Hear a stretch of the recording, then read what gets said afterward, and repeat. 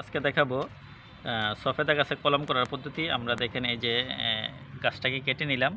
হ্যাঁ, এটা সাইড কলম আমরা করতেছি। সাইডে কিন্তু আমরা কেটে নিচ্ছি কীভাবে, সাইডটা আমরা কেটে নিলাম। এখন আমরা সায়ন কেটে নিব। এটা হচ্ছে সফেদা 12 মাসি সফেদার সায়নটা আমরা কীভাবে কেটে নিচ্ছি দেখেন।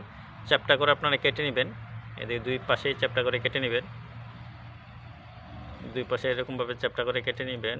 একটু জায়গায় যে সাইড কলম করলে একটু ইয়ে করে কাটবেন, দেখেন কীভাবে করতে হয়। চামড়ার সাথে চামড়া বসাই দিবেন, কত সুন্দর।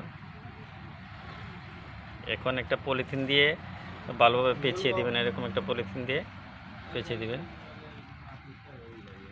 এভাবে আপনি সফেদা কলম করতে পারবেন, মালটা কলম করতে পারবেন, কমলায় করতে পারবেন, আমে করতে পারবেন। এই সাইড কলমটা খুবই সহজে হয়, দ্রুত হয়।